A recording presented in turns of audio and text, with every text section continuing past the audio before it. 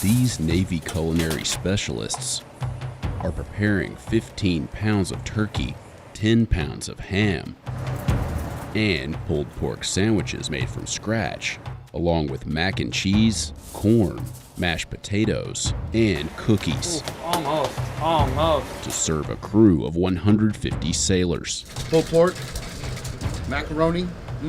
And they only have about 5 hours to prepare each meal. You want the soup too? But this isn't your typical Navy galley. This is where meals are made. On a submarine. In classified locations deep at sea, the crew of the nuclear-powered USS South Dakota works around the clock to monitor, Submerged ship, making depth 155 feet, pilot eye. and potentially engage with foreign threats. We're tasked to go do something, and we go do it. For up to 9 months, they work and live within the tight confines of their windowless ship, where every role is critical to the mission's success. Among them are the culinary specialists. Oh, yeah. These crew members have an essential responsibility, feeding up to 150 sailors and fueling them for the challenges that lie ahead. We are essentially the morale of the fleet. If our morale's low, their morale's going to be low. And you can usually taste it in the food.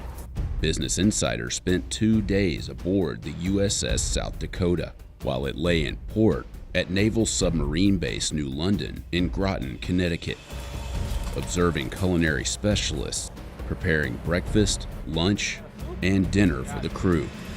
The USS South Dakota is a Virginia-class submarine. Specifically, it's a Block 3, meaning it has a few more capabilities and a few more modifications than the regular Virginia-class submarines. And the ship is manned 24 hours a day, 7 days a week while we're in port for security reasons. While some off-duty crew members go home to see their families, those on board rely on the meals prepared by the culinary specialists. It might not be everyone all at once, but I'm going to feed everyone. So if I have 150 people on board, I'm going to feed 150 people pretty much almost every meal. Because the USS South Dakota is a nuclear-powered submarine, its time at sea is limited only by the amount of food it can carry. About 2 weeks in, you'll probably run out of fresh food. That's the unfortunate reality of it. So we have some food in the outboards. We have food in every locker imaginable. If there's space available and we can kind of quickly put food up there and maybe ratchet strap it down, we'll take that opportunity to do that. Fully stocked, the sub carries about 90 days worth of food. The strategy for keeping fresh food aboard a submarine is you just accept when you run out of fresh food. And the second you get an opportunity to get more fresh food on, you take that opportunity. So today for dinner, we're having Thanksgiving. So we're having turkey, ham, mashed potatoes, gravy, hot rolls for our bread. So this right here is essentially my menu. The actual name for it is the food preparation worksheet. But layman's terms, this is essentially my menu. This tells me everything that I'm having for breakfast, lunch, and dinner. Today, Petty Officer CSS Wesley Whitson is preparing 10 pounds of ham and 15 pounds of turkey. Because the turkey itself, I'm gonna have to actually like cut up a little bit, you know, throw some seasoning on. With the ham, I literally just unwrap it, throw it in a pan, wrap it up, call it a day. So that I can do real quick. So yeah, so that's good with that. And then when I'm ready, I'm just gonna throw it in the oven, and then I'm just gonna let it bake out. So really easy, nothing too crazy, and done. Yay! One less thing I gotta worry about. Okay. Manning for us is supposed to be roughly about like 7 or 8. I don't have that right now, so I'm working with what I got. But because there's only so few of us, not only are we essentially manager, but I'm also the cook. I am the guy that has to make it. So I not only have to manage everything, but I have to make sure that I'm actually getting it done myself.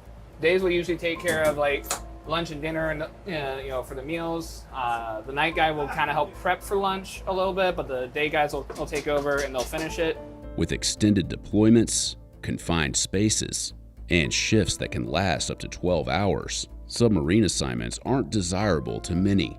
Not a lot of people want to, wanting to join the military, but also not a lot of people wanting to join subs, within the Navy, especially as a culinary specialist, as a cook.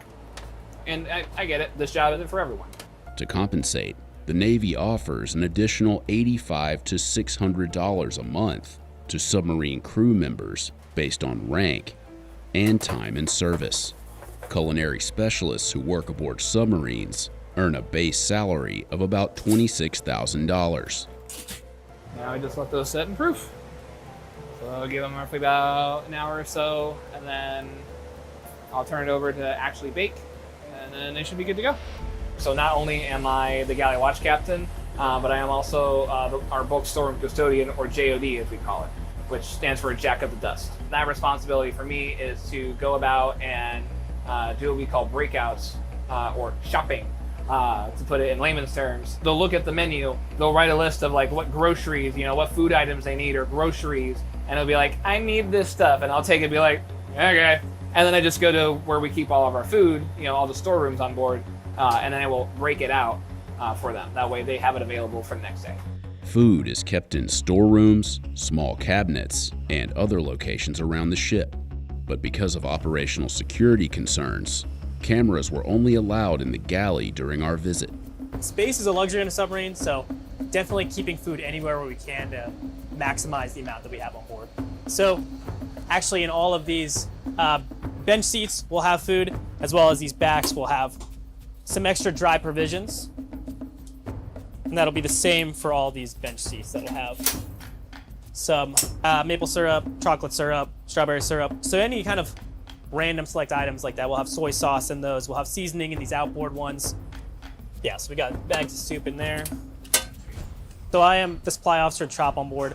What that means, I'm responsible for both the food service division and the logistics division. So the first storeroom I have is the forward storeroom, or the can room, which, as the name implies, is just full of cans. Typically this room is actually a lot more full, with cans coming all the way up to this front door and then actually going to the ceiling. So as we fill this up with more cans, kind of like deciding what we're going to use first and making sure those are actually put in the front. When the guys need to get something out of the freezer, they'll actually put a jacket on, get a headlamp on, get a beanie on, pretty much just layer up like they're going to go in a cold area. Like this area is below freezing most of the time. Right now it's negative 3.9 degrees. All food aboard submarines is logged and tracked every day, and the budget for meals is determined by a daily allowance per sailor. If we're in port, we can spend anywhere from like $700 to $1,000 a day, and then if we're out to sea, anywhere from about $1,600 to like $2,800 per day. We operate off of a 28-day cycle menu. We'll have the same meals every 28 days. It's definitely designed where it creates that kind of consistency throughout the week. So if you're having Italian on a night, it's a Thursday, or if you're having pizza for dinner, then it's a Saturday. So it helps the crew kind of keep their own pace, and honestly helps them pass the time. If you're like, oh wow, this is the second time we've had pizza this underway, then it's already been 2 weeks. Ooh, I can smell it. Ooh, almost. Back in the kitchen, culinary specialist Whitson has just 1 hour before the crew begins to line up for dinner.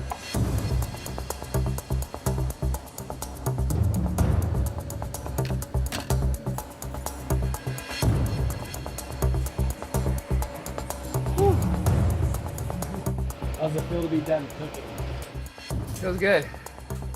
Good to know that all I have left is to serve this out, and then after that it's just clean up, and then I'm done. I don't got a whole lot else going on. I am going home to my wife, and I am getting my cuddles. Richard? I'm doing great. I will take everything but the ham. Extra ham? I got you. Extra ham. I got you. Just for you, because I know how much you love that pork. Oh man, you already know. No corn and no soup. Extra corn, extra soup? I got you. Great. I remember 3 of them. I honestly love cooking. I love being in the galley. I love working with food. I love putting out really good meals and making people happy with them. I like seeing everyone being fulfilled and having a good meal and enjoying themselves with it. On a sub, there is no internet, cell service, or access to the outside world other than mission-critical communications and the occasional email from family transmitted via secure satellite, leaving crew members to find their own ways of staying entertained during the little downtime they get. I'm either reading a book, watching TV, whether it be like a TV show or a movie, or I'm playing on my laptop. My favorite way to pass time underway was honestly just spending time with my guys. Maybe if it's just playing chess in Cruise Master, like even just listening to music in my room or listening to music in the wardroom, just kind of distracting yourself in a way, but also keeping yourself busy while keeping your mind active. I think that's the best way to do it. On every submarine, the crew's mess is designed to reflect a piece of the state it's named after. Aboard the USS South Dakota, the space draws inspiration from Deadwood's iconic Saloon Number 10. That's where the crew goes to relax. It's also where they eat. That's also where they, kind of let their hair down and study if they need to, or play cards, play dominoes, play video games, conduct training. It's kind of all purpose. And that's what the Deadwood Saloon was to South Dakota back in the 1800s. The next day, culinary specialist Lupin Jimenez steps into the galley, ready to prepare breakfast for the crew. On the menu this morning, steak and egg burritos, pancakes, hash browns, and bacon. It takes 3 hours to prepare the meal. May I do a steak burrito with eggs and bacon? And at 7, the hungry sailors make their way to the crew's mess for breakfast. As breakfast comes to an end, When you getting that pork butt going? Here in a couple minutes. Are you guys having lunch already? Yeah. there's barely a moment to rest. Jimenez must quickly shift gears and start preparing lunch to make sure he can feed 150 crew members. Time is like pretty irrelevant here on a sub because we're just working by hours. It's 12 hours on, 12 hours off. And then once we get off, it's either go have fun or go straight to bed. This is about to be the pulled pork. I'm putting the meat into the mixer along with the juices it was boiling in to shred the pork rather than me taking a long time by hand. The quicker you get it done, the less you gotta worry about. But you still got a time management to the meal hour. That way it doesn't just sit on the line for a very long time because that becomes a bad thing. Meal today that we're having for lunch, the pulled pork, mac and cheese, and the corn chowder. It's actually one of my favorite things to make. Out of all of them, the mac and cheese is probably my favorite thing to make. I'm gonna have to give it to Millie with his mac and cheese. Sometimes he will make his favorite, which is spicy mac and cheese. Really spicy for some reason. I feel like he puts ghost pepper hot sauce in there or something. But other than that, it's good.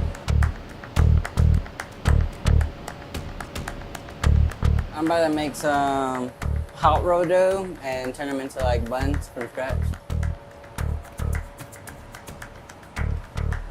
How many rolls do you have to make? I want to get at least around 100 and 120. How many do you have so far? I would say about probably 80. 120 will last me throughout the meal, and then it'll assure me to have at least a little bit left over. That's what I'm going for. That way I don't run out.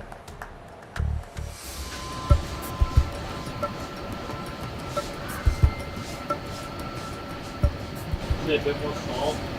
Do you have potato in there? No, we don't have potatoes. So do you like? Nice. Please do not put all that in there. No, I won't. I'll leave that up to you if you want to add some. But it's definitely on the thinner side. Yeah, I can get a little more salt, but it should be good. As the lunch hour nears, the wardroom is prepared, a space designated for the ship's officers. There's significantly less officers on board a submarine than there are enlisted, so they get their own room. For lunch today, we have pulled pork, mac and cheese, cauliflower, and green beans. Great, thank you.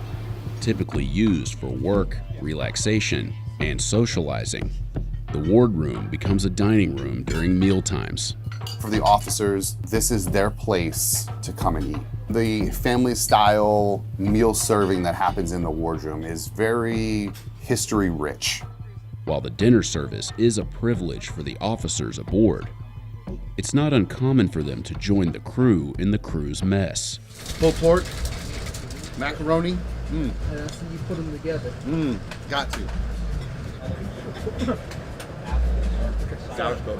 Mac and cheese is always the bomb. I love pulled pork. I like the mac and cheese, the pulled pork, and we have a Before returning to sea, the USS South Dakota will undergo thorough maintenance, followed by sea certification, a process that tests both the crew and the submarine to ensure all systems are fully operational for the next deployment. It is exhausting, it is tiresome, and it wears on you real quick if you let it. But knowing that I'm able to feed people and that they are happy with what I put out and they look forward to what I can bring to the table, that makes it worth it for me.